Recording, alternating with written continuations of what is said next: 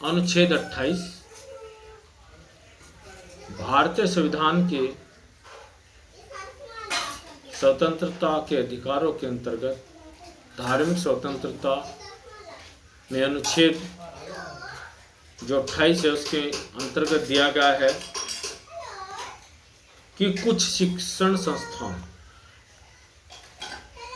में धार्मिक शिक्षा या धार्मिक उपासना के उपस्थित होने के बारे में स्वतंत्रता। इसके अंतर्गत 28(1) में दिया गया है कि राज्य निधि के द्वारा पूर्ण रूप से या आंशिक रूप से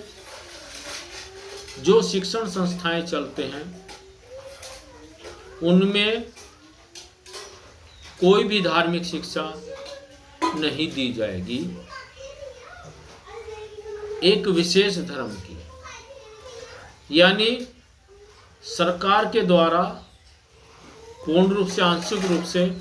जो शिक्षण संस्थाएं चलती हैं उनमें हम एक विशेष समुदाय की धार्मिक शिक्षा नहीं दे सकते, बल्कि सभी समुदाय के अंदर जो विशेष रूप से प्रेरणादायक महापुरुष हुए हैं उनके जीवन परिचय पर या जीवन परिचय के बारे में जानकारी दे सकते हैं। इसी के अंतर्गत खंड ख के अंतर्गत दिया गया है, जैसे क के अंतर्गत दिया गया था कि राज्य के अधीन पूर्ण या आंशिक रूप से शिक्षण संस्थाएं चलती हैं, वहां कोई धार्मिक शिक्षा नहीं दी जाएगी। ख के अंतर्गत दिया गया है कि ऐसी संस्थाएं जो प्रशासन या राज्य के द्वारा नहीं चलती, बल्कि जो धार्मिक प्रबंधन समिति है वह अपने सहयोग से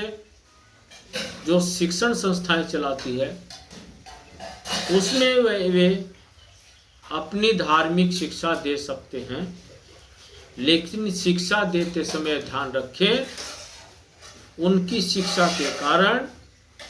देश के अंदर गृहयुद्ध या दूसरे धर्म के लोगों के मान सम्मान पर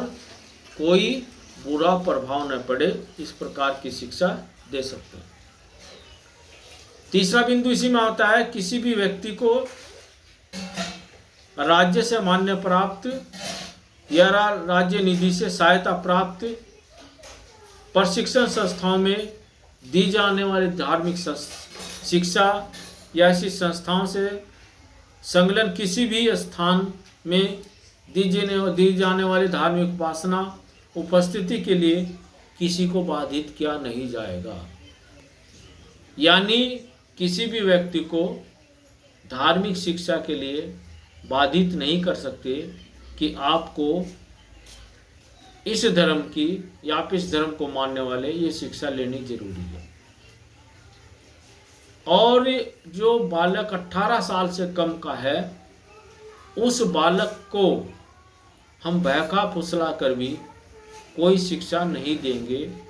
अगर शिक्षा कोई देंगे धार्मिक, उसके पिता की अनुमति लेनी पड़ेगी, क्योंकि उसका जो अभिभावक है उसका पिता है। इसलिए अगर उसके पिता की अनुमति नहीं ली तो कानूनी रूप से अपराध है जो अक्सर होता है, जिसके कारण आतंकवादी या देशद्रोही तैयार होते हैं। तो देश के अंदर ऐसी शिक्षाएं जहां दी जाती है तो पहले गार्जियनों से चर्चा करना जरूरी है। ये भारतीय संविधान के अंतर्गत बिंदु दिया गया है। इसलिए हमको ध्यान रखना चाहिए कि भारतीय संविधान के अंतर्गत जो शिक्षण संस्थाएं आज चर्चा करते हैं, बड़ा सोच समझकर उसमें विषय दिया गया है कि जितनी भी हमारी धार्मिक संस्थाएं हैं उन धार्मिक संस्थाओं के अंतर्गत जो शिक्षा दी जाएगी, यदि सरकार के अंतर्गत चलते हैं हम कोई धार्मिक शिक्षा नहीं दे सकते। और यदि वो धार्मिक संस्थाएं खर्चा उठाती हैं तो उसके अंतर्गत जो भी कुछ कार्य होगा वो आपका उसके द्वारा